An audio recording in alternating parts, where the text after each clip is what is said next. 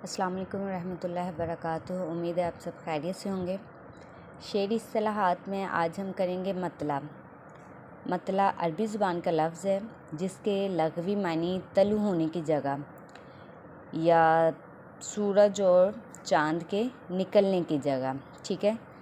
शेरी इस्तिलाह में गज़ल का पहला शेर जिसके दोनों मिसरे हम काफ़िया हों मतला कहलाता है। क्या है? शेरी इस्तिलाह में गज़ल का पहला शेर जिसके दोनों मिसरे हम काफ़िया हों मतला कहलाता है। लेकिन अगर शेर के दोनों मिसरे हम काफ़िया ना हों तो उसे हम गज़ल का पहला शेर कहेंगे, मतला नहीं कहेंगे। ठीक है। अगर शेर के दोनों मिसरे हम काफ़िया हैं तो ही हम उसे गज़ल का मतला कहेंगे, वरना वो गज़ल का पहला शेर होगा। मतला गज़ल का नकीब होता है। जिस तरह नकीब बादशाह के आने का ऐलान करता है, इसी तरह मतला एक अमाहंग होता है जिसकी फ़िज़ा में रहकर बाकी अशार अपने रंग जमाते हैं। गज़ल में एक से ज़्यादा मतले भी हो सकते हैं। पहले मतले के बाद वाले मतले को मतला सानी या हुस्ने मतला भी कहा जाता है। ठीक है।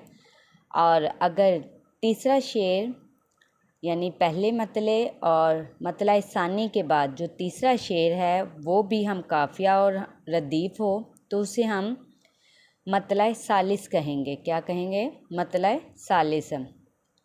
लेकिन अगर उसके दोनों मिसरे हम काफ़िया ना हों तो वो गज़ल का तीसरा शेर कहलाएगा। ठीक है। अब नासिर काज़मी की गज़ल देखें। दिल में एक लहर सी उठी है अभी, ताज़ा हवा चली है अभी, शोर बरपा है खानाए दिल में, कोई दीवार सी गिरी है अभी। ये नासिर काज़मी की गज़ल का पहला शेर मतला कहलाएगा क्योंकि इसके दोनों मिसरे जो हैं वो हम काफ़िया हैं, लेकिन दूसरा शेर जो है इसके दोनों मिसरे हम काफ़िया नहीं हैं, इसलिए ये गज़ल का जो पहला शेर है ये क्या कहलाएगा? मतला कहलाएगा। अब इल्लामा इकबाल की गज़ल देखें। अजब वाज़ की दीनदारी है यारब, अदावत है इसे सारे जहां से, कोई अब तक ये नाम समझा कि इंसान कहाँ जाता है आता है कहाँ से। अब देखें इल्लामा इकबाल की ये गज़ल का पहला शेर जो है इसके दोनों मिसरे हम काफ़िया नहीं हैं, लिहाजा ये गज़ल का पहला शेर कहलाएगा, लेकिन इसे हम मतला नहीं कहेंगे।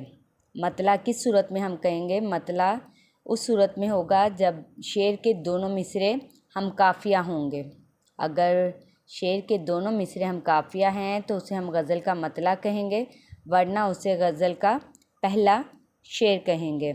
उम्मीद है आपको समझ आ गई होगी। शुक्रिया।